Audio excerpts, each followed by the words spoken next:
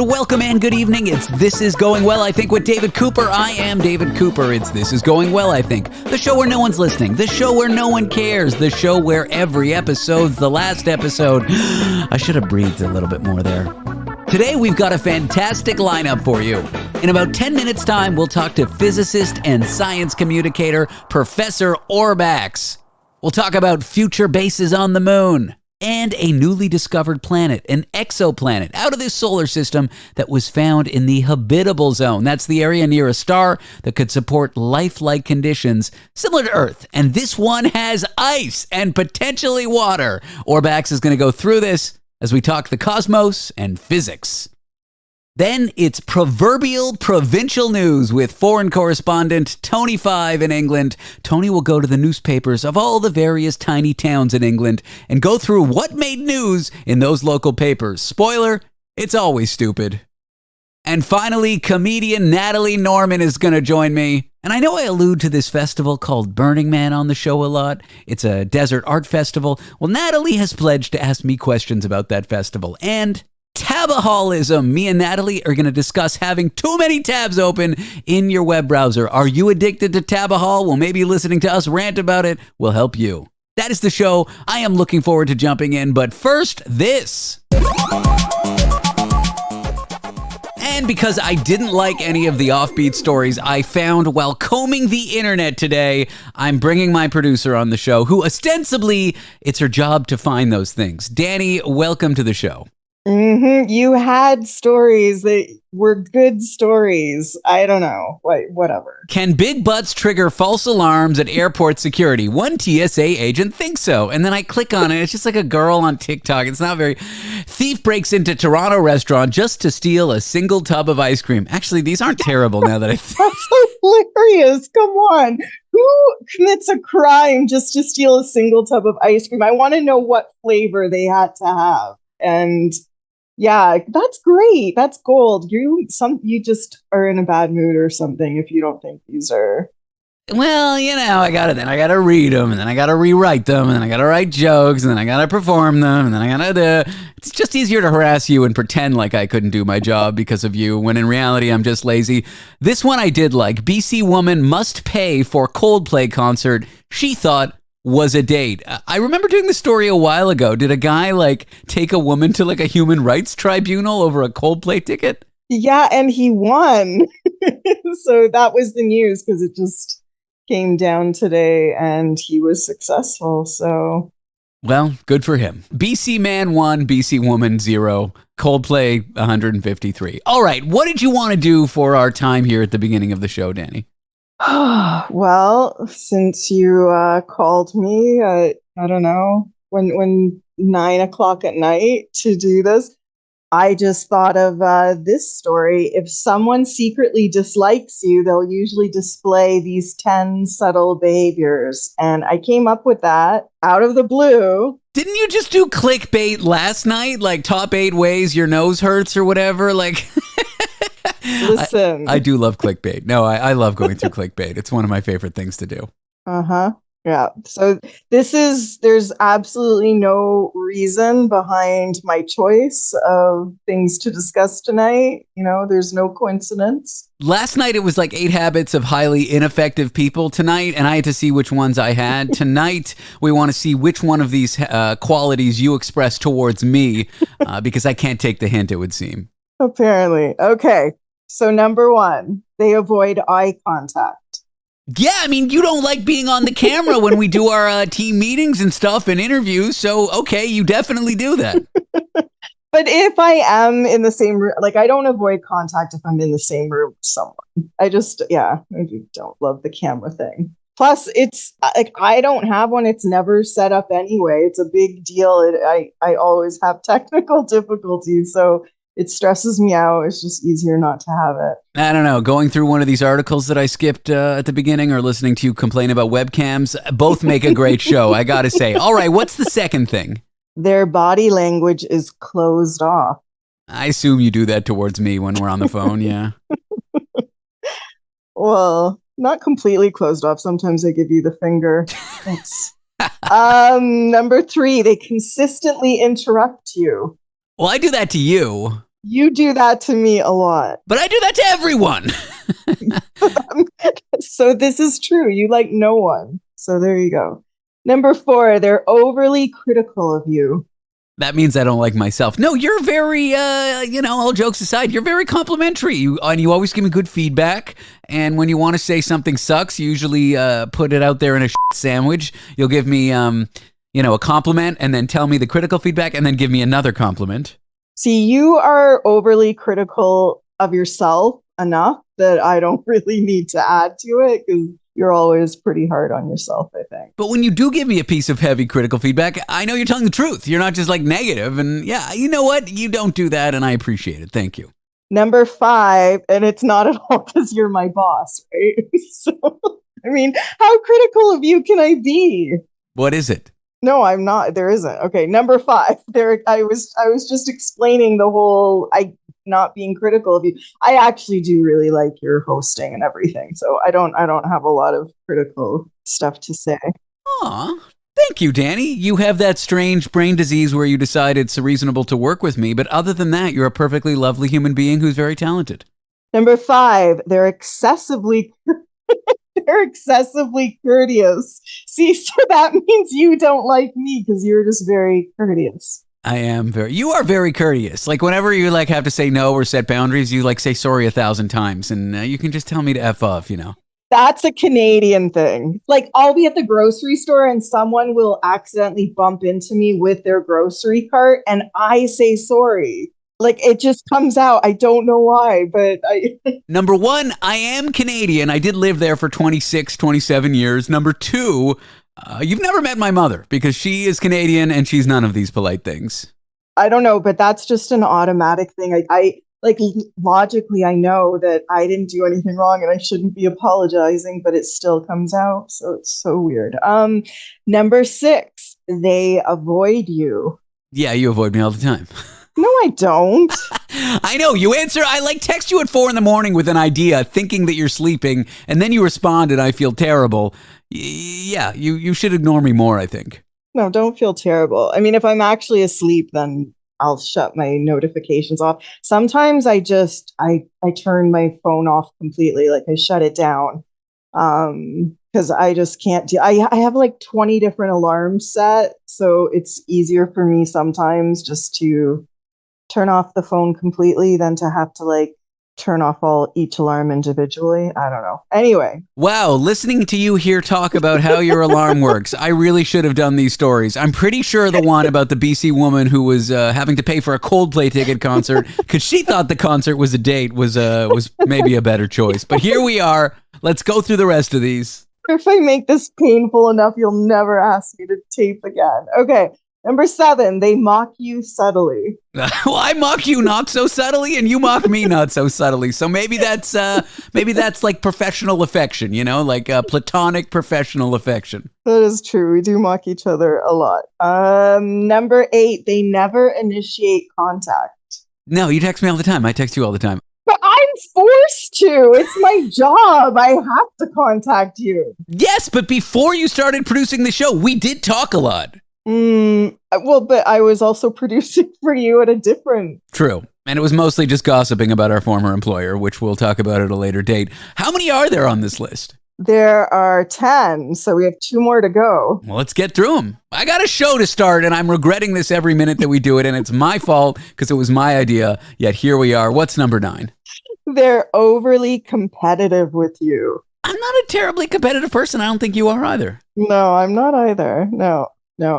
I think the only thing I would probably be competitive about with you is if there's a cat, whether it's Tomato or one of my cats, it hurts me when the cat picks somebody else because I love the cats. And so there you go. I don't know if it's competitive, but I'd be sad. All right, listening to you rant about being a crazy cat lady was much better than big butts triggering false alarms at TSA security. Shut up. Number 10, they rarely smile at you. Oh, come on. You smile at me all the time, but I smile right back because it's a joy working with you, Dani. Oh, God. Okay. I was telling the truth. It is a joy working with you. That's just the way my voice sounds. Yeah, well, I mean, I think we laugh a lot, so there's smiles with the laughter. Dani, I better start the show. Thanks for going through those with me. Okay, no problem. Let's not do it again. Up next, future missions to the moon need to make a base somewhere. Well, there's all these crazy holes that have been discovered there called lava tubes. Science communicator and physicist Professor Orbax is going to discuss that with me up next.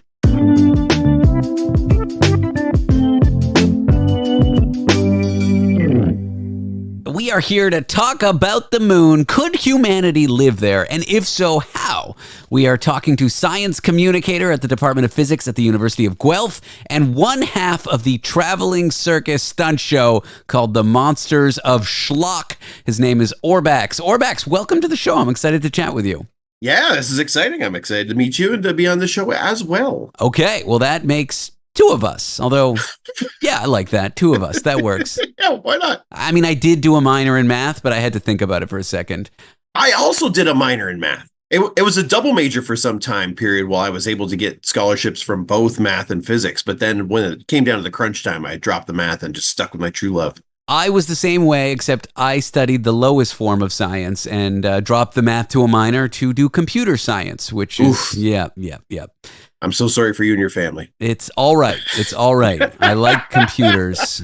No, it's great. Computer science, it's funny, you know, when I did my undergrad back, it would have been, last century, 1996 is when I started my undergraduate degree. You know, the advent of computer science as a thing to study was still kind of, I don't want to say laughable, but it was still kind of like a fringe science, I guess you might call it. But I mean, now the joke's on us. Like computer science is where everything's going these days, right? Money-wise, yes, but like pure thought and like education and research and like, you know, all the kind of like Nobel Prize and I feel like they still look down on computer scientists. I really do. But you've done the ultimate thing. I mean, you're saying in pure thought, you've created something that can purely think. You guys made artificial intelligence. That's the best thing about the whole deal, right? That's all because of you. That's your fault. Don't get me started on generative pre-trained transformers because they're not what you think they are. They are not aware. They're just really good at generating words, and that's it. I do worry they're going to hit some like cap soon, and people are going to realize it's not the technology we think it is. However, for certain language-based tools, like, I don't know, summarizing an academic paper, sure, you know, those kinds of things, it is, you know, what's the word I'm looking for? It is a generation leap of technology, but I don't think GPT, at least the current algorithms, are going to like solve world hunger or cure cancer. I just don't. I agree. I've done marginal research into this, and I've had chats with people, and I feel the public's interpretation of what the words artificial intelligence means and the literal definition of how we're using artificial intelligence and what it means to computer science are two completely different things. As a regular contributor to this show, Tony Five always says, we have not found intelligent life here on Earth. There is no reason to think we'll find it in computers or out there into the cosmos. And just look to the Republican National Convention. Never. Okay, we're going to talk about the moon, Orbax. No. Yeah, I can't comment. I'm talking about the moon. No comment. We're going to talk about the moon. There was a kind of, I mean, the media maybe blew it out of proportion, as it always does, but there's a kind of cool structure that was found on the moon. I believe it's called a lunar lava tube. I like that alliteration, lunar lava. Or LT. Or lunar lava tube. I'm in fact bilingual. I can speak American and Canadian. I know maybe astronomers aren't as excited about this as companies that are trying to shoot for the moon, quite literally. But tell me about what was found on the moon, and then we'll talk about what it could potentially be used for. Yeah, well, I mean, these lava tubes are basically subterranean lava tunnels, have been theorized to be on the moon for like 50 years now. Sorry, the theory has gone back 50 years. They've been there for quite a while, if they do exist. 51 years, yeah, at least 51 or more, maybe a billion. More. I have a hard time remembering everything before my birth. So, I mean, that makes it 47 years ago. I'm not sure if any time or space existed at that point. But supposing that the moon existed, yeah, I mean, this it's basically this idea that when craters were created on the moon by being struck by other objects, when the moon was still in its infancy, the moon had a bunch of lava on it. So lava would flow and fill in these areas. And if you see lava rock on Earth, it's got tons of little tiny tubes and tunnels that kind of work its way through. But on Earth, those tunnels and tubes are small. Moon's got less gravity, and so there's no reason that we shouldn't suspect that those tubes on the moon, if they do exist, are much, much bigger and larger in size. And they do the same thing that sinkholes do around here, right? If you get too much weight or too much impact or whatever, it collapses and creates a little sinkhole, and that's what they're seeing on the moon. The lunar reconnaissance. Reconnaissance, is that how you say? Reconnaissance, recognizance. I was going to cut that bit and let you correct yourself, but now we're having fun mispronouncing. Yeah. No, that's fine. I have no problem mispronouncing words. It's an orbiter. Anyway, the LRO found pictures of these like 15 years ago, these little, what they're calling now skylights. And there's one in the Sea of Tranquility where most of the action happens on the moon in terms of us landing stuff. It's a bit ironic that it's called Tranquil, and yet all these space companies are racing to destroy it potentially. Yeah. I mean, that is ironic. Or at least leave a bunch of space litter in it. Like, I feel like they're going to leave their landing gear in the middle of the, it's going to be space junk on the moon. I mean, that's what's happening in orbit around the Earth right now too, right? Just this idea that all this stuff gets sent up there, and where does it go and where does it end up? So it does kind of look like a cosmic nipple, I gotta say. The photos are striking. If anyone listening wants to look it up, just look up lunar lava tube. They really do look like little holes, maybe man-made. I know they're not. But if we want to live on the moon, the surface is not the best place to do it, right? Yeah. The surface of the moon kind of sucks. The moon doesn't really have much of an atmosphere. So that means, I mean, when you see all these meteor showers, the Perseids are coming up here in August, right? It's the biggest meteor shower of the year, 60 meteors an hour burning up in our atmosphere. Well, they burn up in our atmosphere, but the moon doesn't have much of an atmosphere at all. It's got this little tiny little piece. I got a stat for you. I even looked up a number. 1 cubic centimeter of Earth's atmosphere contains 100 trillion times as many molecules as the same amount of space near the lunar surface. Wow, 100 trillion. That's, yeah. I could count to that. I just don't want to. Yeah, it'd take you a long time though. Remember, we don't have that type of time on this interview. It's. I'm not trying to brag, but I did study math. I can count. I've counted to like 200, 300, no big deal. But yeah, what it means is that so those meteors that are always burning up in our atmosphere become meteorites and smash into the surface of the moon, right? So if you got gear down there, it's going to be constantly hit with stuff that's fallen out of the sky. On top of that, you don't have a magnetic field, so there's no deflection of cosmic rays or solar winds. So the stuff that makes the aurora borealis down here and makes it look beautiful is deadly up there. It's like 150 times the radiation on the moon that we experience on Earth. Yeah, people don't realize this. Our atmosphere doesn't just protect us from sunburns, but there's these crazy they're not atoms, they're particles or whatever that hit the Earth every so often. They're called cosmic rays. Who knows where they come from? Maybe supernovas, maybe other galaxies, who knows? But they're highly charged. And they're highly toxic. They're carcinogenic, and the atmosphere, by and large, protects us from them. Fun side fact, that's why pilots have a slightly increased, airline pilots have a slightly increased, what's the word I'm looking for? Likeliness of developing cancer, because the higher up you are. Yeah, I think I'm right. I was hoping you'd agree with me, because I'm not sure that I'm right. But you said it with so much conviction, it seems like it's legitimate. Well, it's strongly, what's the word I'm looking for? Strongly held opinions, but I'm very easy to lose them, or emphasized opinions, weakly held or something. But yeah, no, the higher up you are, the more likely you are to get hit by a cosmic ray. And rays from the sun that can cause cancer because there's less atmosphere to protect you. I think I'm right, Orbax. I think I'm right. And you have these the coronal ejections, right? We're talking about being in an active time of sunspots and fluctuations on the sun, the stuff that's giving us all this aurora borealis that we can see this year more so than the last decade or so.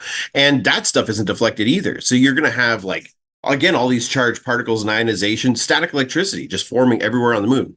Plus, there's no atmosphere. So seasons wise, no atmosphere means you can't keep anything warm. So you've got a fluctuation from I'm going to talk in Celsius here. My apologies to some of your listeners, but it's 120 degrees in the daytime. And it's minus 170 degrees at night.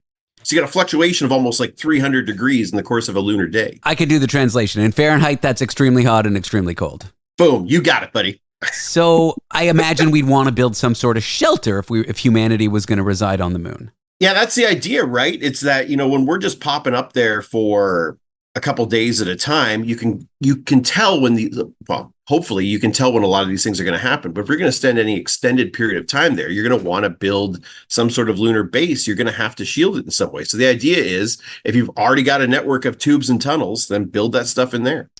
Perfect. So we just basically add a little hat on the crater. And that's all we need to do, rather than either dig or build some crazy structure that protects us from these adverse conditions.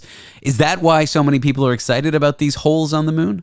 I guess so. But I mean, the thing is that a lot of these holes don't get any sunlight at all, right? So that means that they could be as cold as like minus 250 degrees Celsius. And those meteors still hit the surface of the moon. So if you've got a network of tunnels, you're going to have to do a ton of engineering in terms of like structural collapse issues and even being able to withstand these super cold temperatures under the surface. But that would be the idea. If you want a lunar base, put it in these existing volcano tunnels. Hopefully we've cleared out all of the moonworms that exist under the surface of the moon that use these tunnels as transport back and forth. That have yet to be discovered, but I'm sure are there. And once you clear that out, then hopefully have the base down there, right? I think that's a great idea. You said it better than me. We are here with Orbax, science communicator at the University of Guelph. When we come back, we will talk a newly discovered planet in the habitable zone. That's a planet that can sort of have conditions like Earth, and this one has ice on it. We'll be back with Orbax in a moment.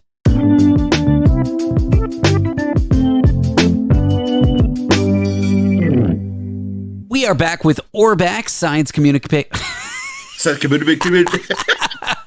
We are back with Orbax, science communicator at the Department of Physics at the University of Guelph. He's also one half of a traveling circus stunt show called the Monsters of Schlock. We're going to talk about exoplanets. I love that phrase, exoplanets. I work it into conversation all the time, and I have no idea what it means. Orbax, welcome back. Hello. Exoplanets. Yeah. What are they? Why should I care about them, and why are they so cool? Well, I mean, traditionally, we've always considered exoplanets as being part of tic-tac-toe. I had thought in my mind that joke was going to be a lot funnier, but as it came out of my mouth, I recognized the fact that it was terrible. And I feel discussing comedy often makes it funnier. It took me like 30 seconds to realize it was planets. Yeah, it was too much of a reach, I guess. But yeah, the idea is they're just planets external to our own solar system. And, we look at the stars a lot, and we can see the stars because they make light, right? They're just like our sun. They generate light and energy. But how do you find a planet? Well, often you look for the light that's reflected off of that sun. But we've found this special way to kind of look for planets where you can stare at a star long enough with the telescope, not with your unaided eye. After the eclipse, I have to constantly tell people that they're not supposed to stare at the sun constantly. That's been my primary success as a science communicator, was explaining to people not to stare at the sun.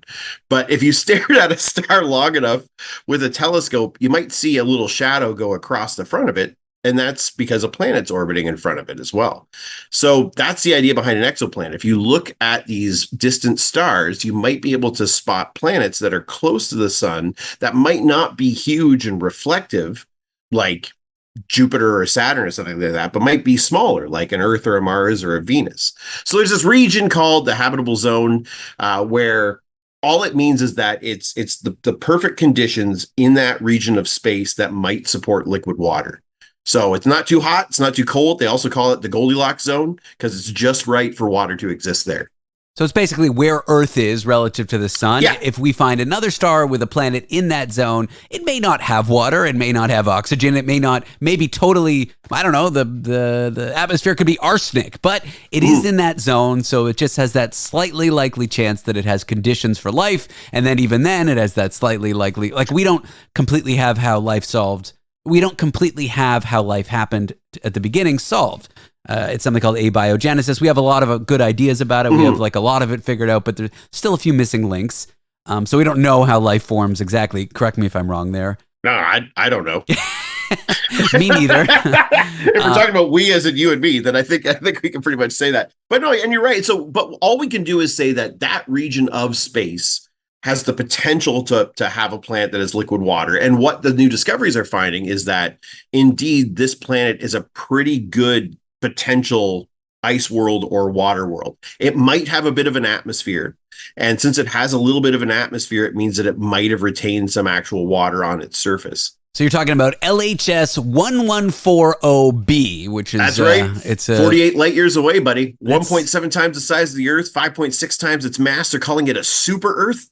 I suppose probably based on the size. But 46 light years away, that's actually kind of close on cosmic scales. It is. I mean, the unfortunate part is we only at like max speed travel 1,000th the speed of light. So it would still take us like 48,000 years to get there if we wanted to colonize it, but it's close.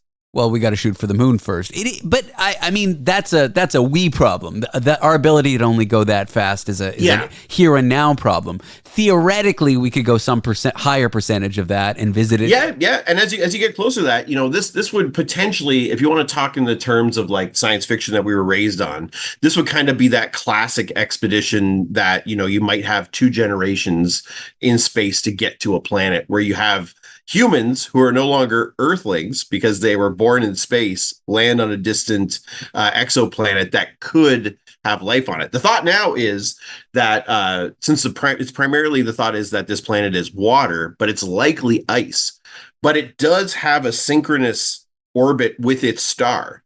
So in the same way that when we look at the moon here, we always see the same face of the moon pointing at us because the moon rotates, but it rotates in time with how the Earth moves. This would do the same thing. So it faces that star and it rotates synchronously with it. And the thought is that if it is made of ice, it might have this mini ocean on the side that's facing the star. So it's hot enough to melt the ice. And they're even saying, some of the stuff I was reading, it said it might even be like a gorgeous 20 degrees Celsius on the surface of the water. So like it's literally the best pool in the galaxy, or not even the galaxy, in the universe at this point. You could take your family for a vacation there, except it would be like 5 generations later. Yeah. Well, it's still your family at that point, hopefully, anyway. Intergenerational space travel. Like what we know now, that would be the only way to do it, to like, have babies and babies and babies on a spaceship until you finally get there. But who knows, maybe someday we'll figure out how to travel faster than the speed of light using wormholes or, I don't know, some undiscovered technology or particle or whatnot. I also read, and I don't really understand this well, but the way they figure out about some of these planets at a very far distance is when a large object like a Jupiter orbits a star, the star doesn't stay stationary. It wobbles a bit. Yeah, the wobble. So there's this idea about wobbling. So the radial velocity of a star can change. It can kind of shift a little bit on its axis. And you study this by looking at stars and looking at the light that comes from them and how that light changes in terms of the wavelengths of the visible light that we get tells us very specific information. So if you look at it, you can actually translate that into the idea that maybe it moves a little bit because of the gravity of the planets that are rotating around it. So that's, again, the hope that if you're looking at these distant, basically just still distant points of light, 48 light years is a long ways away. Some of the stuff we're looking at is hundreds, right? And you're not necessarily going to see the planet, but if you can see the effects of a star that correlate to these are the effects that we know happen when there's a planet around it, then you can guess that there's an exoplanet there. And I mean, this exoplanet stuff is relatively new. Old versions of the astronomy course that I'm teaching were like, one day in the future, we'll discover the existence of one exoplanet. And now there's like 5,000 exoplanets. I read somewhere that it's hard to find a star where you actually can try to detect this wobble, or if it's close enough to see the planet passing by the star. There's a few different ways to detect them now.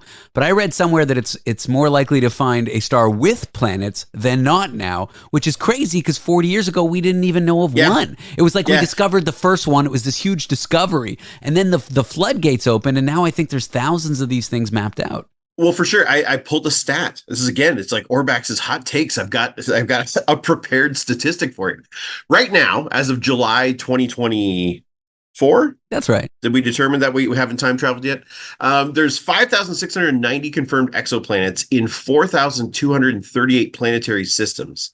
And 956 of those systems have more than one planet in them. Yeah, it's startling. And that's what we found. I mean, yeah, and it's what we expected, right? All of our sci-fi, it goes towards, you have a star, it's a sun, there's planets around it. And that's the big ones. I mean, you like Pluto. I know Pluto's not a planet, RIP Pluto being a planet, but those are the big ones. Those are the ones we can either see, or they're big enough to create that wobble that we can sort of use the math to say that they're there. There's smaller ones that are further away from their stars that we can't see, and so that's just what we found. Or ones that are super close, like Mercury, right? Like Mercury's tiny compared to the size of the sun, and it's super close to the sun. And if you're far enough away, you're not necessarily going to see that little blip of a shadow going past it. And, there may be conditions on planets where only a very small section of it could support life, just like on Earth. We couldn't live in the South Pole or the North Pole. I mean, maybe we could, I don't know. But I just mean, there's so many possibilities for it. It does beg the question, where are they? Why haven't they reached out? There's a lot of interesting solutions to that question, but that's, I think, a huge conversation for another time. Yeah, that's a whole nother giant can of worms to get into. But it's interesting to me because physics, to me, as I've gotten older and my involvement with physics has been that basically physics is just creating better eyes to see more things. All of our stuff is about imaging. It's always bouncing particles off and getting them back and seeing how they change as a result of an object, or having particles travel through something like an atmosphere, seeing how it changes in terms of its color because of an object. It's basically always just making these better eyes to see further and further away, or tinier and tinier things. And we've reached this point where now we've got eyes that can see planets that are 50 light years away. It's wild. It's pretty exciting. James Webb is an amazing telescope. I'm excited for the next one, but I know I'm going to have to wait like 20 years for that next generation. Yeah, who knows, right? But if we're on the moon, we're going to be like 400 kilometers closer, so that's better, right? Orbax, it was a pleasure talking to you about science stuff. I really appreciate your time. Yeah, it was fun to talk to you too, David. Professor Orbax works at the Department of Physics at University of Guelph, where he's a science communicator. Also, check out his two-man traveling circus stunt show based in Canada called Monsters of Schlock. In just a few moments' time, it's the Proverbial Provincial News with foreign correspondent Tony 5. Tony will go to the newspapers at all the various small and boring towns around England and read their top news stories, and they're always as mundane as you can believe. So, it's Tony 5 up in a minute. Prepare to laugh, prepare to cry. Well, actually, you probably won't cry. Just prepare yourself, because it's a lot.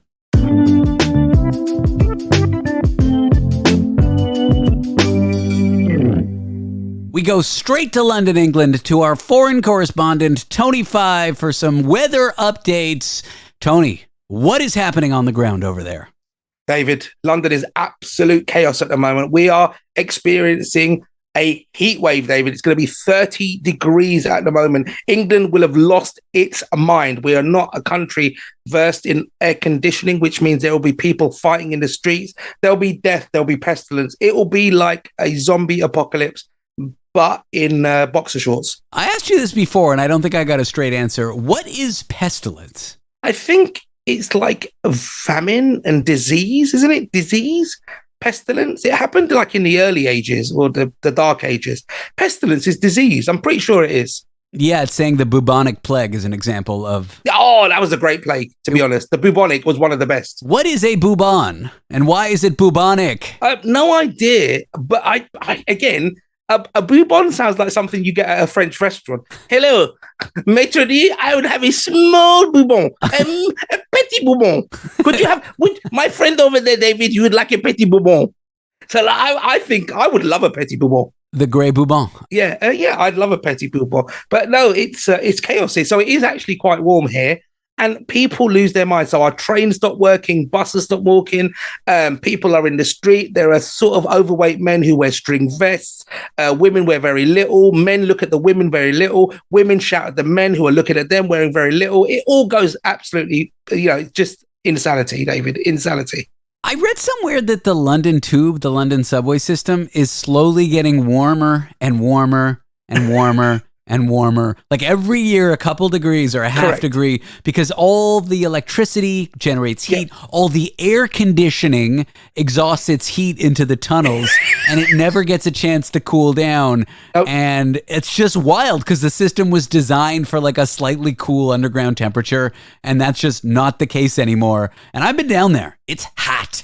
Yeah, some lines, because obviously we're divided into different lines, like most metros are, but some lines are horrific. The new lines are air-conditioned trains, and they're very cool, and they're airy. But the older lines, the ones that run from the Victorian ages, are awful. They're like prison room style. You know, you can see people just sweating, collapsing. They have advertisements on the train saying, you take a glass of water if you're feeling unwell, get off the train, which is kind of like sort of common sense, really. But it is horrific.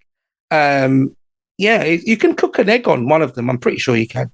The third rail, probably, which, listener, just a little PSA. I don't know if you know this, but don't touch the third rail. PSA, isn't that what they check with your prostate? Yes. What is Nice. that, PSI? Prostate something? No, that's the guy that did Gangnam Style. Okay.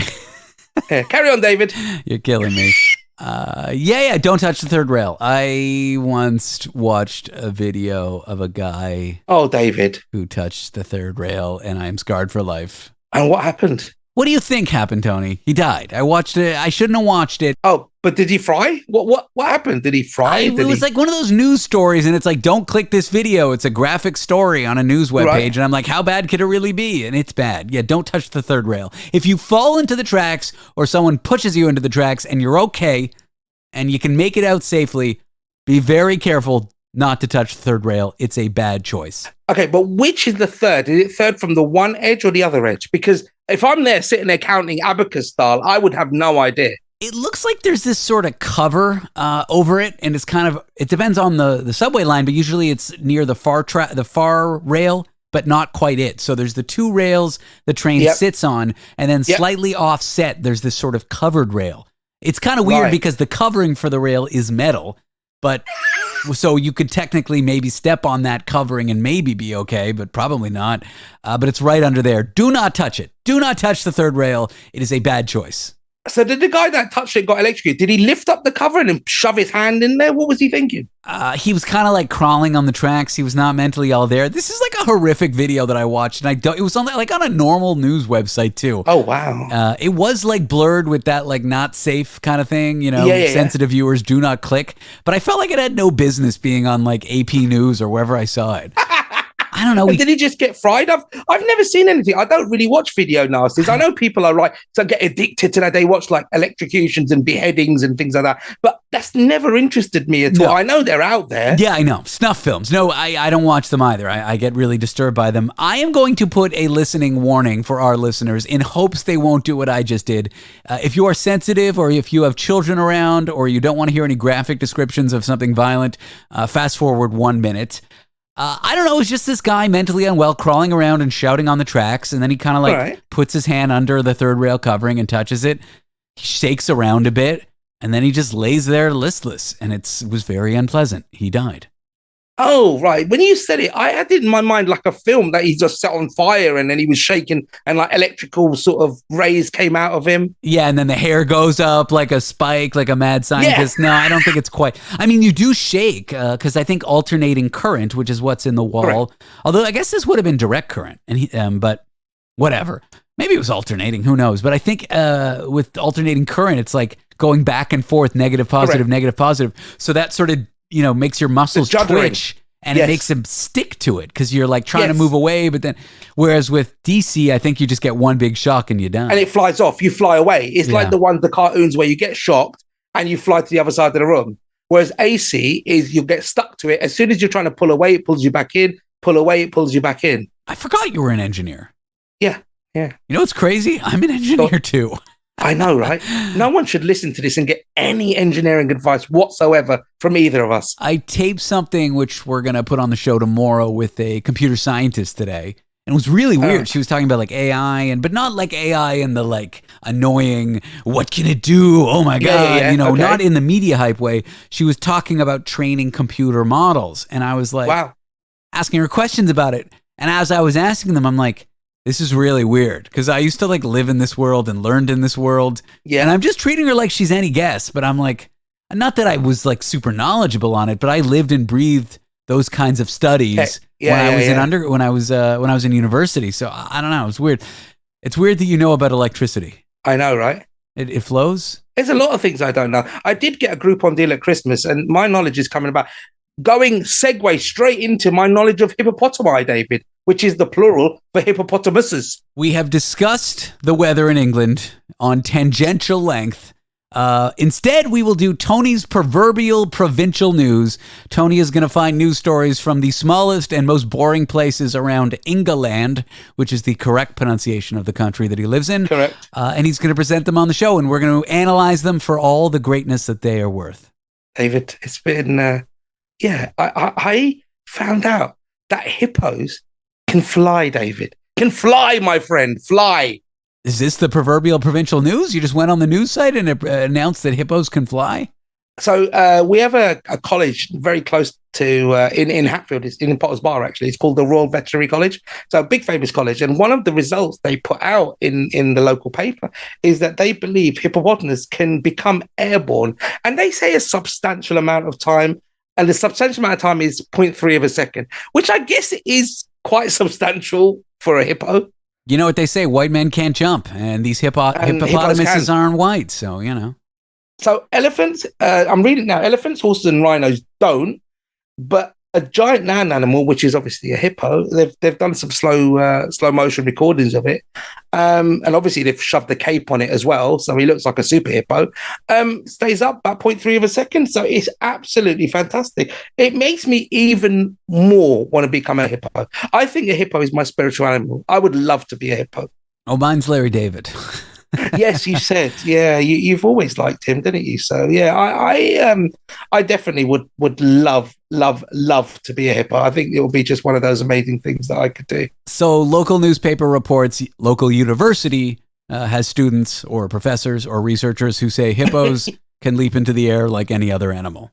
Yeah, I mean, there's that, and then we've got another one that's just come in. 6-legged dog, named after Ariel the sea mermaid, settles into a new life by going on a paddleboard. So this is a severely deformed dog. Don't say that, David. Racist. 6-legged is what we call him. He's ably-bodied, but just got 6 legs. If anything, he's better than us. I'm Googling this 6-legged dog. It looks like it's a black lab or something. Black collie? I think it's a black collie or something. Oh, it's just got like a weird... It's actually got a dangling 5th leg, kind of looking like a tail, but on that leg, the hoof splits, or not the hoof, the paw splits to make it like 2 joined legs. Why didn't they just amputate it? Because it's funny. And he's happy. Maybe he's quite fast, you know. No idea. That is a nice thing about animals. I feel like when we have severe injuries, like maybe we lose our legs or we lose our sight or our hearing, we get so depressed. But if you look to the animal kingdoms, you know, as long as they're fed and their basic needs are met, they don't care. If you had to lose one sense, what would it be? I guess touch. Taste? Really? You'd lose touch? Yeah, because... but touch is sex, right? Touch is sex, dude. Yeah, and when you touch I guess smell, because I would still have taste. Yeah. Oh, but smell is so interrelated to taste that I think if you lost your smell, your taste, I think, would be affected. I think it would too, but I like all my other senses. Like I love eating, so I'm not going to get rid of taste. Okay. I love listening because I do my job that way. I mean, if you can call this a job, I do this unpaid internship for nobody. Yeah, fair enough. Yeah. I like my sight, and what are the other ones? Did I get them all? Taste, touch. Oh yeah, so touch. You kind of lose sex, right? Yeah. Touch. I think I could give up common sense. You'd have to have that to give it up, Tony. Correct. That's what I was going to say. Or my 6th sense, I don't mind giving that away. Bruce Willis dead the whole time. Sorry to spoil that new movie for everyone. 100%. He saw dead people. We're here with Tony 5. It's provincial, proverbial, pensive, pick. I don't know any other P words. News. We'll be back with him in more of a minute. We'll be back with him in just a moment.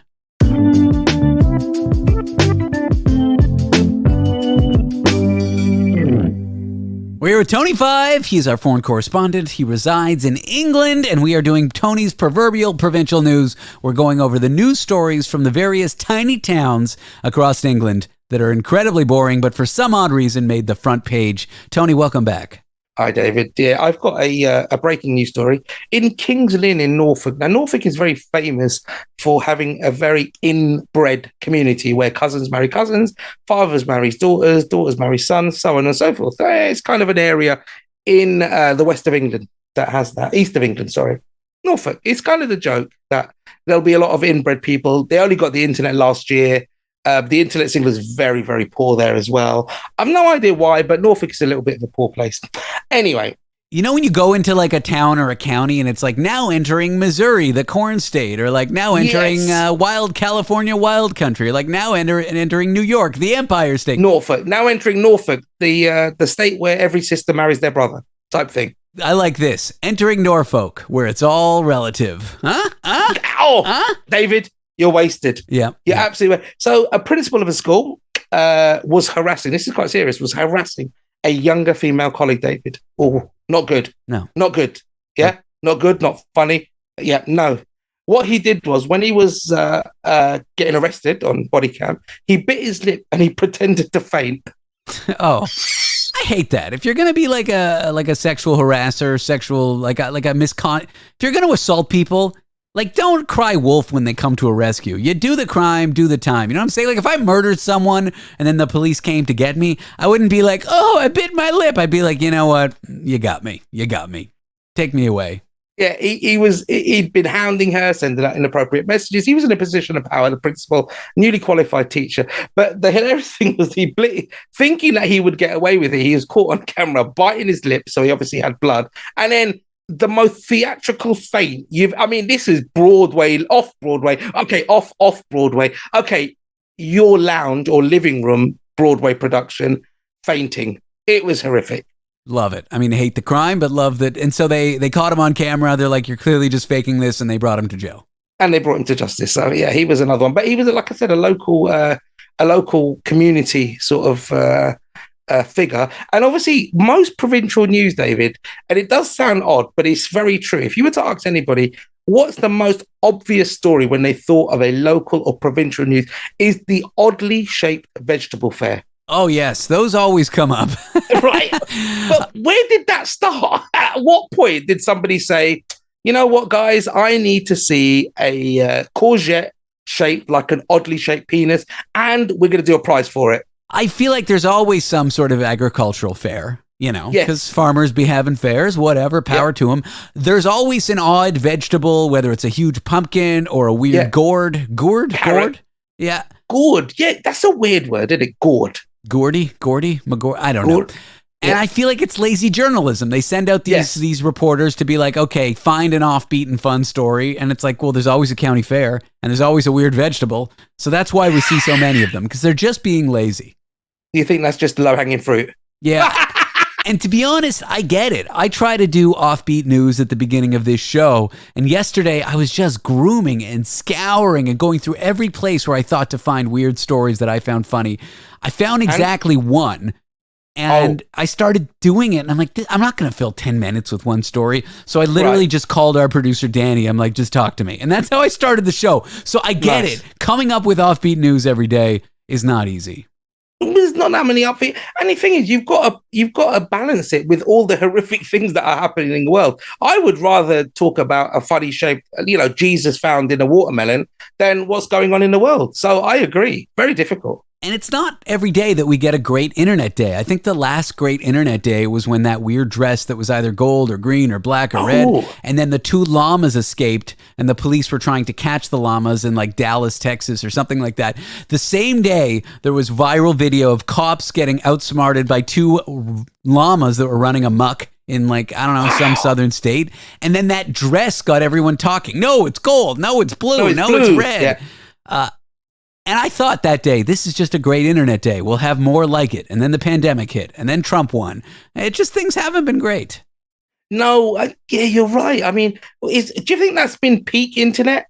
Is that where we reached peak internet? The llama and the dress day. Is that peak internet? I recall a good internet day recently, but I can't recall what it was. There's been, like in England, there's been very local. So like 2 of the royal horses went amok and there was some blood on them. It looked like a horror film. Just these 2 horses running through central London. No one knew why. No one knew what happened, and there was all these videos. I remember one of the best videos I saw, which was a couple of years ago, where they have, and you've probably seen it, the big Oxford Street decorations, Christmas decorations. Sure, I've seen them in person. They're a lot, yeah. Yeah, they're huge. And a huge bauble fell off and fell on a car and then rolled along the car. So this is huge fiberglass type thing. And it looked like a very live Indiana Jones type scene where a Mercedes Uber driver was trying to outrun this giant Christmas bauble. I thought that was a brilliant day. I was very happy.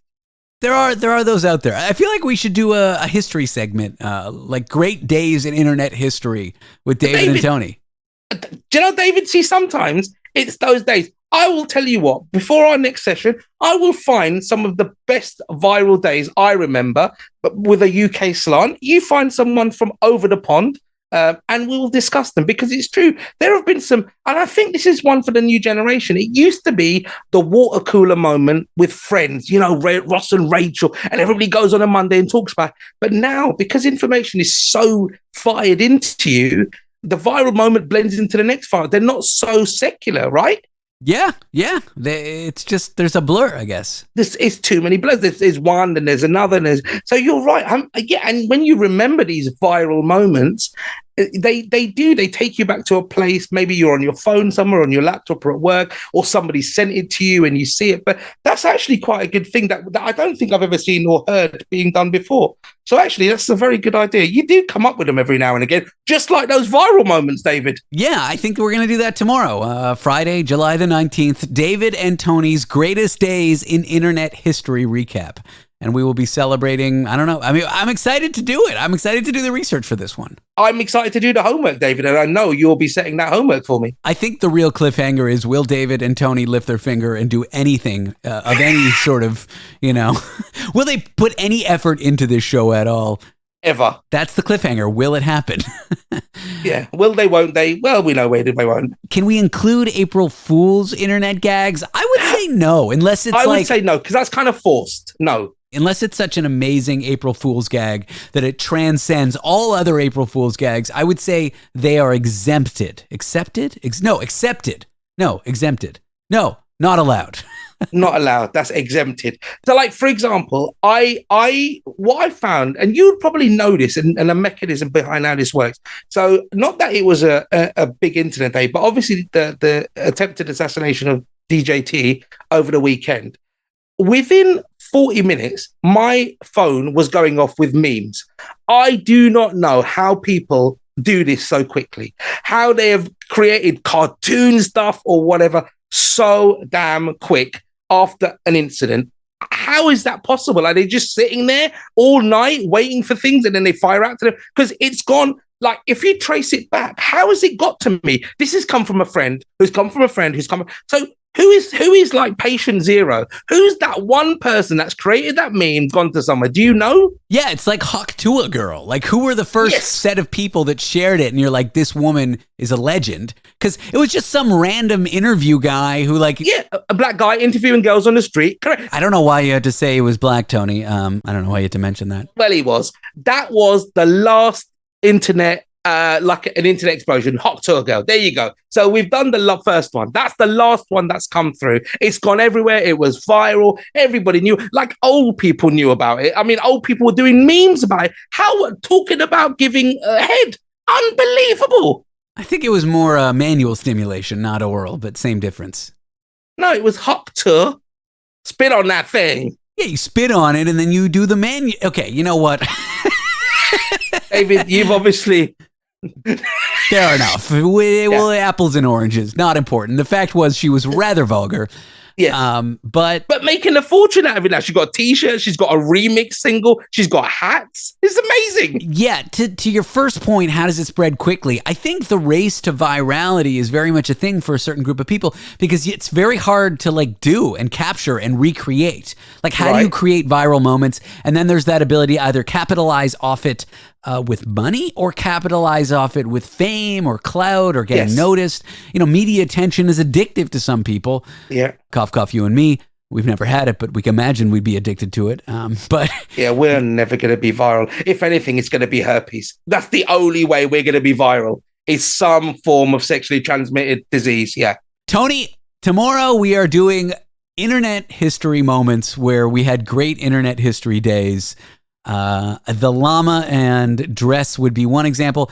April Fool's is accepted or is it accepted or No, this has it's always exempt. bothered me. Accepted means not allowed, and No, accepted means allowed. You're accepted into uni, you're accepted into college, which means you are allowed. Exempted means that you can't. So you're exempted from going to a Black Lives Matter rally. What do you mean? White people are welcome there. Are they? Yeah, Oh, I didn't check the small print, but carry on. they are. I feel like if there's going to be any movement, you're going to have white people on your side in America for it to happen. True.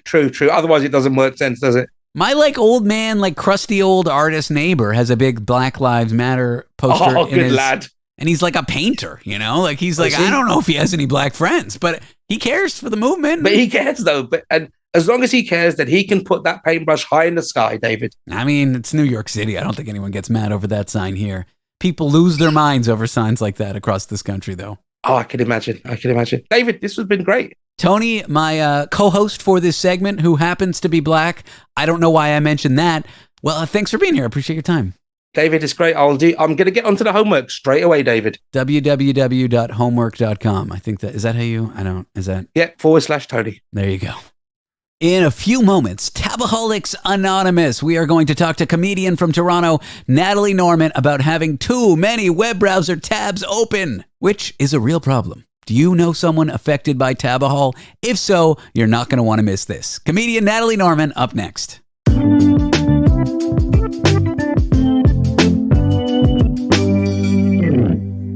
Comedian Natalie Norman from Toronto, Ontario, Canada, North America, Earth, is here to discuss Tab-ohol. We're Tab-oholics. I am not a Tab-oholic, although I have a tab problem.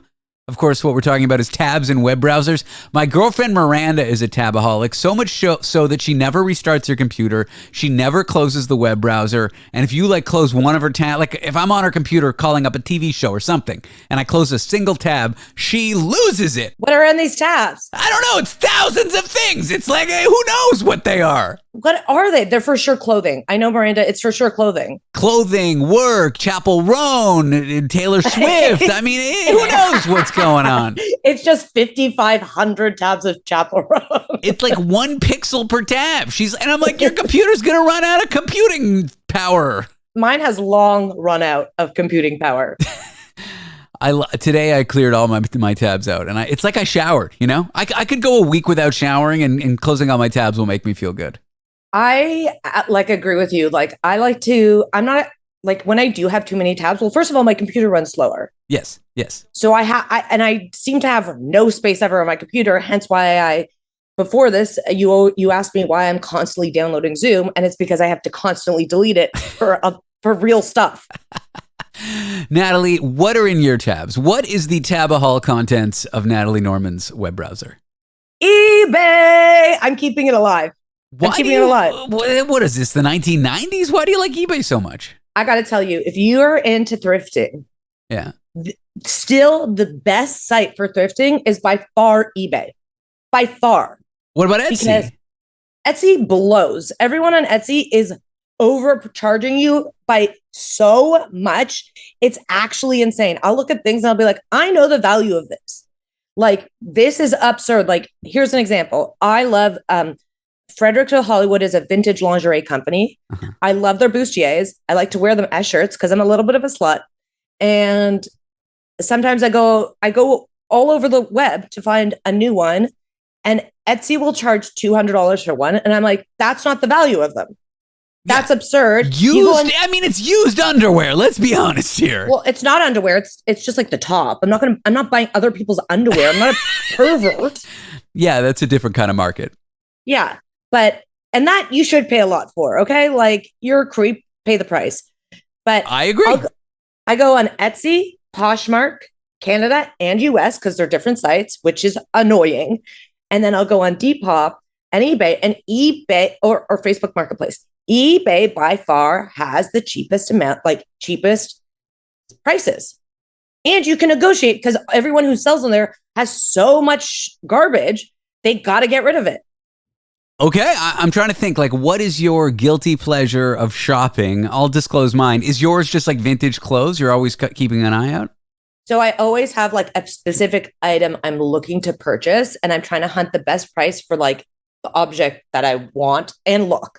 So right now, You're making us look bad as Jews. I'm always shopping for the best price as code for anti-Semitism. no. When I say price, I mean for like, I'm not trying to lowball people here. I will pay if it's a little premium. I will pay. The product has to match the price. Look, we Jews like a deal. Is that a problem? If that's the worst thing our people do, then... Well, and it's crazy. Everyone likes a deal. It's not my fault. You don't want to look. So right now, I had a pair of white cowboy boots. I destroyed them. They're gone. And I don't have cowboy boots. And I like to wear them in the summertime with shorts and all this stuff. I find it sexy, but I only buy vintage. And it's been a very hard time because what I'll say is shipping to Canada is very expensive. And I want to just put it out there. Mm-hmm. Something happened the other day, by the way. It was on this show, wasn't it? You admitted that I was one of your top tier friends. So? I was so happy about that. You're now on my favorites, which we'll get to in a moment. I had to recently evict someone from my favorites, so yeah. Who'd you evict? It's a boring dystopia. Is that kind of? It's one of those stories. It's like it's not a good story. It's just the relationship. Do I know them? Yeah, you know him. I'll tell you at the break. It's not that interesting. I know who it is. Yeah, who? Dan? No, Dan's my best friend. I don't have to talk about Dan on the show because he has boundaries. I'll tell stories about him, but I won't say him by name. You can tell Dan, because Dan knows me, that I'm trying to get him out of the top of the best friends. No, he's great. Our relationship's hit a renaissance since he's had a kid, but that's so uninteresting for the one person who's listening to this. Anyway, you're on my favorite. Something happened. Oh, I lost my train of thought. Wow, that's the first. Usually I take notes, but I was so engaged. We were talking about clothing. You're talking about someone that you got rid of from your favorites. I know, but I just mentioned you were on my favorites the other day. eBay. Oh, yes. I remember, and I'm glad I remember. When I first moved to the United States, everybody and their sister-in-law and brother-in-law and cousins, friends, uncles, math teacher from grade 7 would come out of the woodwork and say, hey, there's a product online that either costs $1 bajillion to ship to Canada, or even worse, they can't ship it to Canada. Can I ship it to you? You schlep it to FedEx and then ship it to me. I started getting these requests when I first moved to the US from Canada, and every one I got made me more and more angry. And then I would like fight people on this, but then my brother would be like, but I'm your brother. And my best friend was like, one of my good friends was like, but I'm your, and he needed some router, a friend of mine, like, as he's a techie, he's like, needs a router, a wireless router. So I said yes, but I waited a month to ship it to him. And every day he's like, where is it? Where? And I'm like, next time. So now he knows he can do it if it's life or death, but I'm not going to like go out of my way. So let me say something. I want to say, well, I'm getting to the point here, Natalie. Okay. You've never asked me to do this. And that's how I know we're great friends. Well, first of all, don't think I haven't thought about it. I know you've thought about it. I used to live in Canada too, who had friends. You always think about it because America gets the better stuff. But I'm glad you haven't. And don't you dare ask me now. I'm not going to. And the reason I thought about it, but then I saw the way your packages come. Like, so I assume you don't have a doorman, but you don't need one. Because I realized packages get stolen from my building. They do. Not often, but it has happened to Miranda once, and it's happened to my neighbors. So I saw that, and I was like, no. And also, like, so I did, though. I have a sister in New York, as you know, and I can ship things to her. But this, BITCH, will not ship it to me. Yeah. It's the most annoying ask you can ever do for someone in the United States, okay? It's so annoying. So here's what I'll say. There is websites now where you can ship a product and they'll ship it to Canada. Yes, and I refer my friends to those services. But right now, funny enough, I was coming to New York, so I purchased stuff for when I got there, but it arrived late. So now my friend had to go pick up my shoes, but she's not near any FedEx, and I cry every day. I want those shoes. Just don't do it. Just don't do it or use one of these services. If you were to ship things to my house in advance of you being here, that would not bother me so much. That's different. It's the schlep to FedEx where I got to like reship it, where it's like, oh my God, there is no one on earth that I would not be annoyed for that ask. Even if someone gave me their kidney, I'd be like, I guess, fine. like here, this is like a true Jew. I think that's a great business to start. You're going to the States, you charge everyone a premium to pick up their and bring it back. The problem is customs, and if you start a business, you're going to get caught. And then if you play the game properly and play the customs games and play the fees, it's going to cost you so much money. So it's lose-lose. And there already is a business. You just referred to it. I forget what it's called. Do you remember what it's called? There's so many companies that do it. It's like my US address or something. Yeah. It's wild. I don't know why Canadians or anyone really think. I remember I used to work in tech and we had a satellite office in Argentina. And we would always know when the Argentines were coming in. Argentinians, people from Argentina.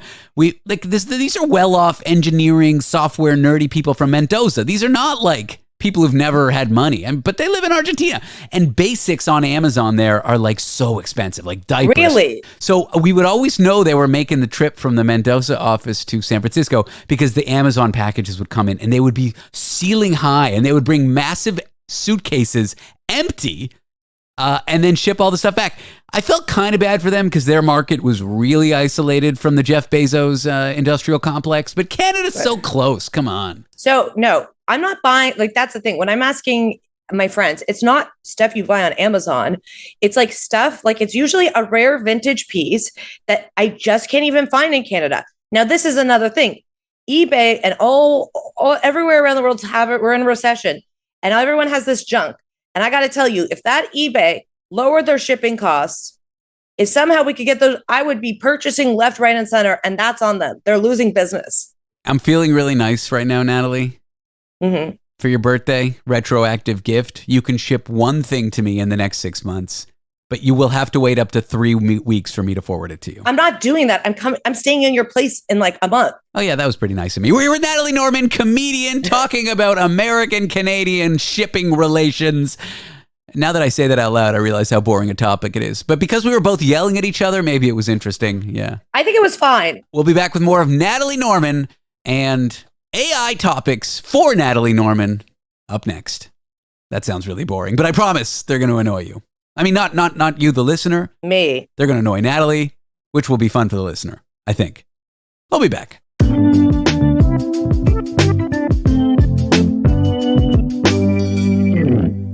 We are here with Natalie Norman, artificial intelligence expert. She holds her PhD in artificial intelligence. She's doing postdoctoral research in AI, neural networks. Natalie Norman, welcome back.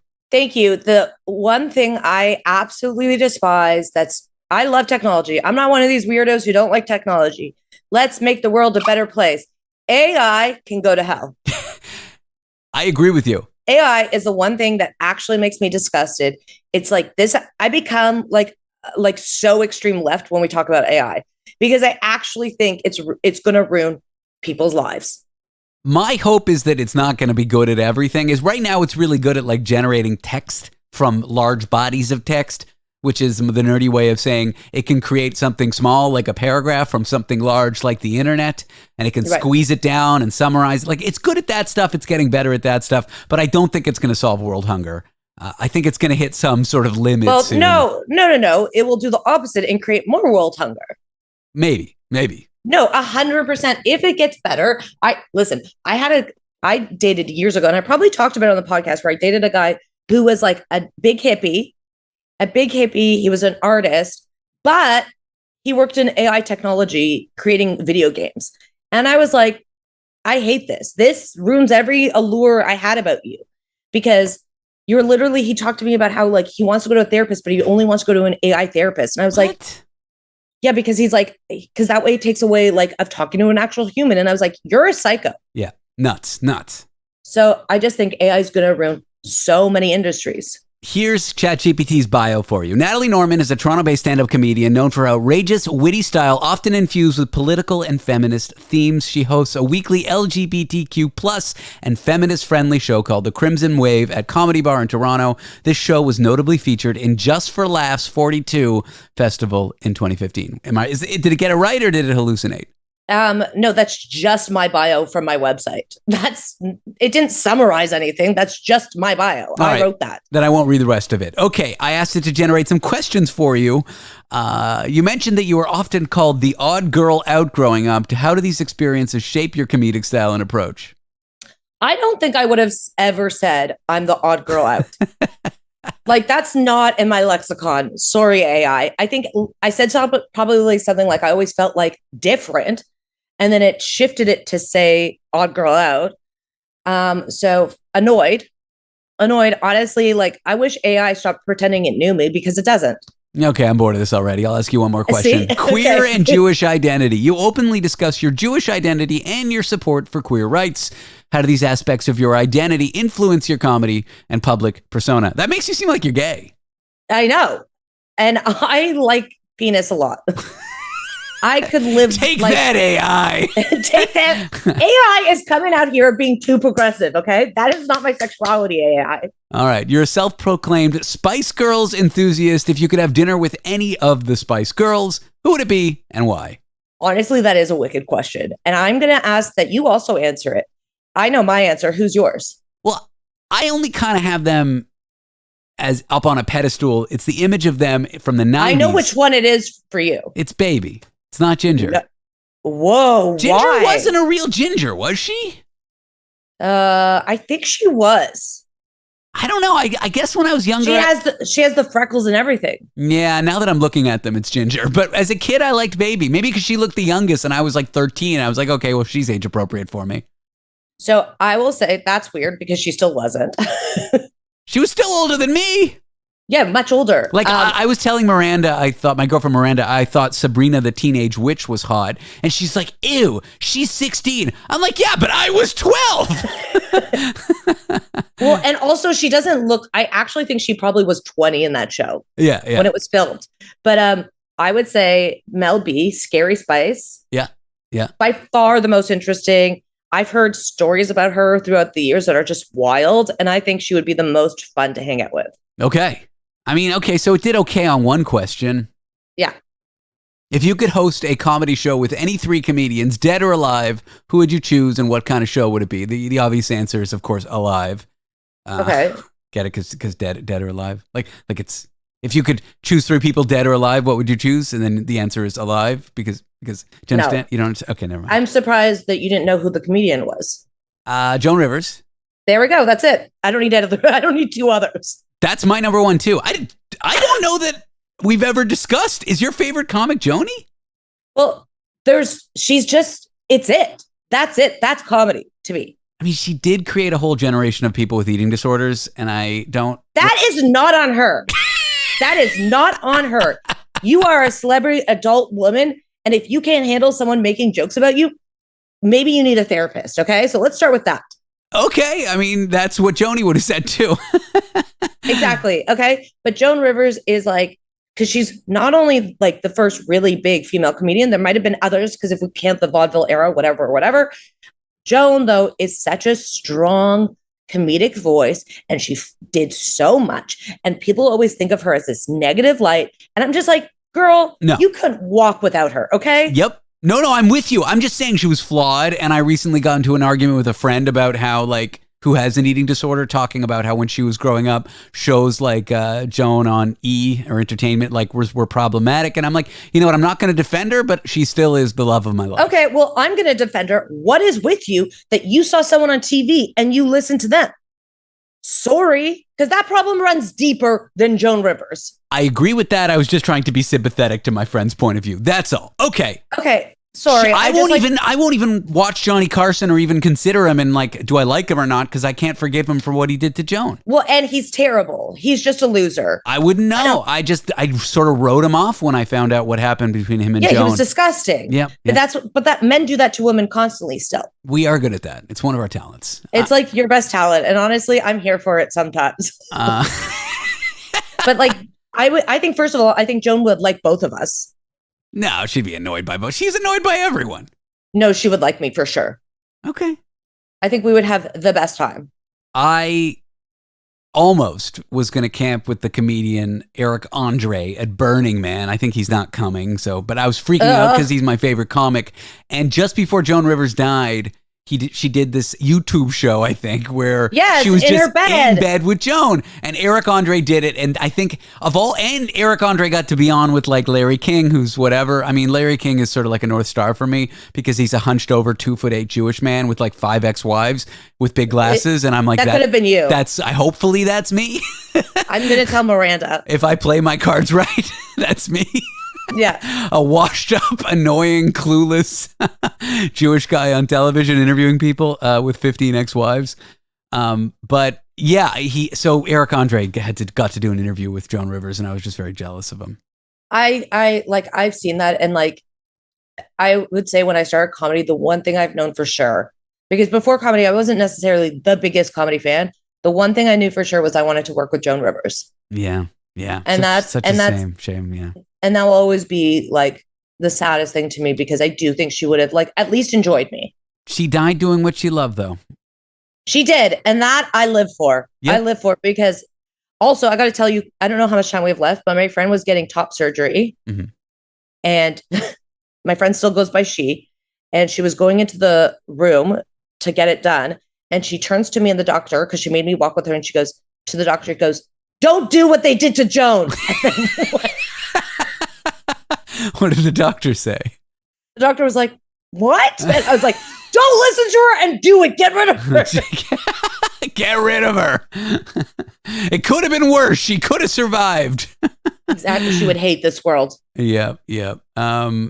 She was, you know what? She was amazing. Joan Rivers. You did ask me before we started talking about preparing for Burning Man. What do you want to know? And I feel like you're also lucky. You have me, this friend who's been to this event like 10 times. And so I'm sure I talk about it. Is it only 10 times? This will be my 10th, yeah. Well, I'm lucky, but I'm not lucky because the original deal a few years ago was you were going to take me. No, I mean, I'm lucky because you're not catching me after my first time. Right, People who go for the first time spend the next 12 months of their lives until the following year talking about it. What if some people hate it? Well, some people, there are. My friend, I have a friend who went and he hated it. He left early. He's never going back. Some people hate it. But the others who love it, my first year, like in 2012 or 13, that whole year, if I would have directed every single conversation back to Burning Man, for sure. What is the point of Burning Man? It's an art festival, you know? Right. And I feel like there's a lot of people in recovery who go to this festival. Yep.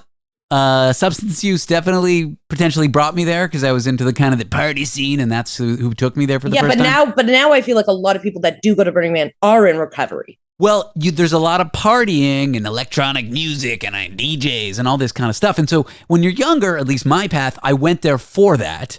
And then I kind of started discovering the art scene there. And that's where I gravitated to. And with that movement, I also sobered up. So that can be a common path, I suppose. Well, I just feel like because it's like, I just assume that there's a lot of art. And I think people in recovery, they need something to be entertained and they like high, like that energy is good for people in recovery, technically. It could also be bad. It could be bad depending where you are in your journey. I think for someone like you, it is useful. I normally don't talk about this festival too much on this show, but since it's in a month or two and I'm just starting to get ready and get it all nailed down, I'm going to come back with Natalie Norman and we're going to discuss Burning Man, or more affectionately, Birmingham. Okay.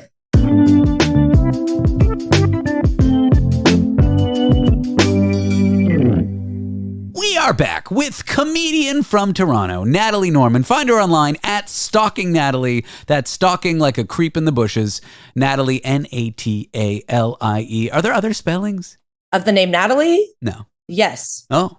There's the French way has an H in it. Some people, instead of IE, put EE. Some people put a Y. It's insane. People got to calm dolie. Is there any Natalies? Like instead of the I, it's just an E? Probably. And there's also Natalia. Oh, yeah, that's the Russian Natalie. And Italian. Oh, hey, a pizza pasta. I think. Anyways. We are discussing an art festival in the desert. You have friends who go there. It's called Burning Man. Do a lot of people from Toronto go? Not that I only know of one person who went like once. And by the way, most people don't have friends that go to Burning Man. I guess I just lived in San Francisco where the festival started. You have friends that go to Burning Man, and I have you. Did I tell you I was going to bring you one year? Yes, you promised to take me. And the only reason I don't push it anymore is because now I want to stay in your apartment in New York. If you were in San Francisco, I'd be pushing you. Yes, you are my cat sitter. Although you share it with one of my insane friends, also a stand-up comic. Also, who I'm surprised doesn't go to Burning Man. Yeah, me too, actually. But because that seems like her. That is true. She is a bit of a hippy dippy, for lack of a better term. And that's the thing. I think a part of me is very hippity dippity. I don't ever show people because it's none of their business. Yeah. But I think I would thrive at Burning Man. I think you would too. It's just I work the event. And so to bring you, it's hard to bring people who've never been because we're like a working camp. Like we are part of the organization. We have to meet deadlines, which sounds really simple. You set up the camp. No, it does not. Well, like what do people really have to do? Okay, so we have managers. So people have to manage the radio station for 8 hours. That doesn't mean you're the actual manager. It just means you're in charge for those 8 hours, overseeing the programming. If there's any emergencies or any like things that need to go out, listening to the organization, news, these kinds of things. It's a radio station. Someone's got to monitor it like a real station manager.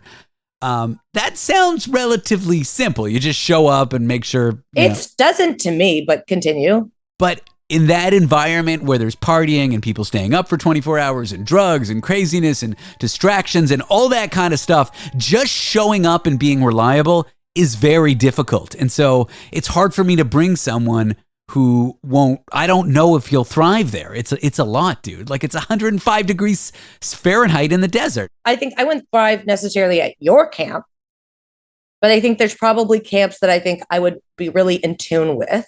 I could link you up with a camp for next year. No. I want my apartment in Soho. Fair enough. What do you mean? Fair enough. But one day I'll go, because I think you forget, I, unlike you, have been to the world's largest tomato fight. I have also done interesting things. Oh, off. First of all, I don't think Burning Man's that interesting. Second of all, when did I say you haven't done anything interesting? You've probably done 1,000 things more interesting than me. I just sit at home, yell into my microphone to basically strangers, and that's it. Have you been to Vietnam or Thailand? No. There you go. Why are you in this weird competition with this version of me that thinks you don't do anything interesting that isn't me? Because it's funny to me. Do you know what that's called? You propped up a straw man. That's what we say in. But okay, so this is my question. I know how many people work at this the radio camp. 40. We have about 60 with us, so there's plus ones and our guests. So we're like a normal. About 30% of our camp is like a normal camp. People who aren't working the event, and then 30 to 40 kind of work the station. And so because Miranda comes with you, she doesn't work the station. She does. So she's more important than me. The camp has roughly 2 divisions. One is running the station, like the computers, the audio, the antenna, making sure the hosts who have shows show up, all this kind of stuff. The other half is just like running the camp, like making sure there's food, making sure everybody's tent is in the right place, making sure we got power, making sure people clean up after themselves, deal with their garbage. She is in charge of that side of the camp. She's like a co-manager of the camp. So, and I feel you didn't meet Miranda at Burning Man. No. I brought her there for the first time. So you did bring someone once upon a time. Well, I got invited to be a guest of the radio station. Okay. In 2014, something like that. You keep on changing the year, but continue.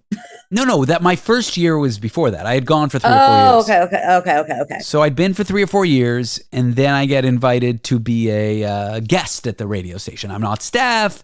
I just get one show. I'm just like I'm a camper. I'm like a plus one. The station manager just liked me. He's like, why don't you just camp with us, check it out, maybe volunteer a bit, but you're not staff. You don't get a free ticket. None of this kind of stuff.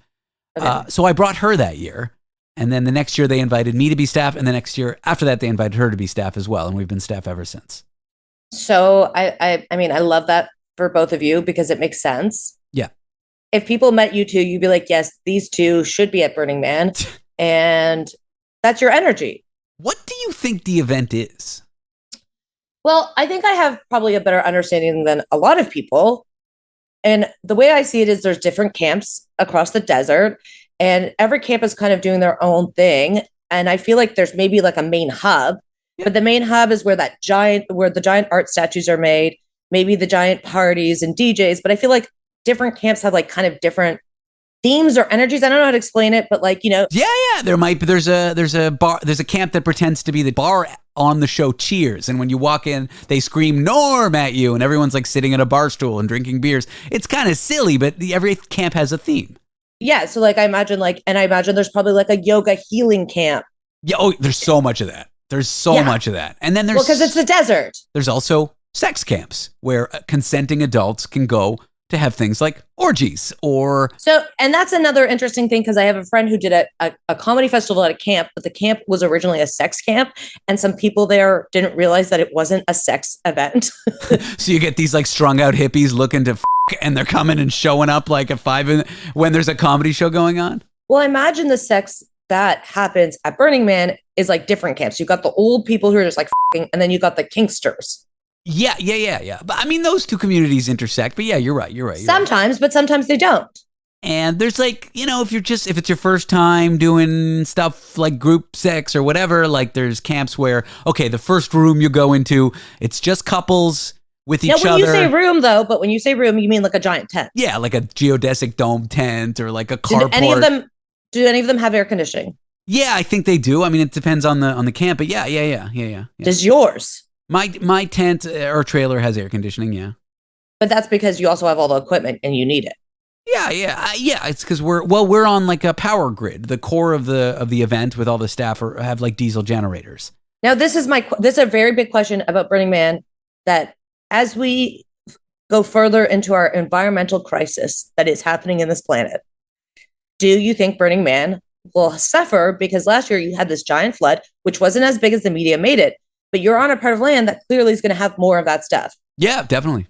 Yes. Full yes. Isn't that wild? Because I'm sure you talked about maybe this week, but Toronto had the largest flood in over almost 80 years. Yeah. And the city, not my area, but the whole city was like, some parts of the city were under 10 feet of water. I know. It's wild. The photos are absolutely wild. It's wild. So, and everyone's like, oh, can you believe this happened? I go, yeah, what do you mean? This is our new normal. I am more worried about like food shortages, climate migration. Like these are bigger. Yes, this is a small problem. I mean, it's the micro problem of a larger problem, right? Like they're all connected. Yeah, absolutely. Yeah, but I feel like, is there not a tent where they're learning how to grow food? It's a contradictory event because it's all powered by petroleum products. There's a few solar panels and stuff, but it's essentially like all gas generators power the city. So it's like the least green place on the earth, and yet it's filled with a bunch of hippies that are like, kumbaya, let's save the planet, which I am that hippie, but I'm just saying it is silly. So is there not a tent that's like figuring out how to generate this more eco-friendly? There are tents where they do like TED Talks and things like TED style talks where, yes, of course. I mean, a big tent that can seat 100 people where if you want, there's any slice of life, any slice of education, any discipline. But I found the radio people, for example, like they were there. There's the orgy people, the radio people, the climate people, everyone's there. But I will say that you've notoriously told me the comedy ain't good there. No. Except I'm co-producing a comedy show there this year, so we'll see. What the hell? Yeah, we'll see. I want to know the comedians on the show. I will let you know. You'll never have heard of any of them. Back to the orgy tent. If you're like, oh God, I can't go because it's orgies. First of all, that's like a fraction of I've never gone to one. I once waited in line for one, but it was such a long line. And as a Jew, I don't wait in long lines, okay? And I don't pay full retail. So no, me neither. No long lines, no full retail. That's why your family settled Canada. Ellis Island was just too long a line. Sure, give or take. Yeah. But like at the one of the big orgy camps, there's a tent where you go in. It's the first tent. You have to take a seminar on consent, okay? No sex, no funny business. The next tent it's just your own couple, you and your girlfriend, you and your boyfriend, whatever, your girlfriend and your girlfriend, together, but no touching strangers. The next tent is like, okay, you can start to do stuff with strangers. So it's like, it's very gentle. And it's like, if you're curious about it, you do it. If not, there's lots of other stuff to do at the event. I mean, I would say that the kink community could take a note from that. Yeah, absolutely. Because I've been to a sex club, not to participate, but I've been there to perform actually. And they go over the rules very fast. Huh. You'd think they would spend more time on that. You kind of like, they're like, hey, remember, like, don't touch people. They say no. We got to hurry up. Anyways, we can talk about it next time. I think anyone listening is going to be like, still, I have no idea what the Burning Man is. And you're not supposed to. That's exactly right. You got it. You nailed it, Natalie. Natalie Norman, comedian based out of Toronto. Book her for your bar mitzvahs, your weddings, your children's parties, quinceañeras, seances. The woman does it all. Oh, man. Seances. Bring your Ouija board. I don't know. Bring your, yeah. Wait, who's your, are we done? No. No, we're not done? Well, we can be now. Natalie Norman. That is our show. Thank you for listening. I'll be back tomorrow with a little singing at the end of the show. And if you've never heard me sing, you're in for a real treat. A terrible, rancid, spoiled treat. See you tomorrow.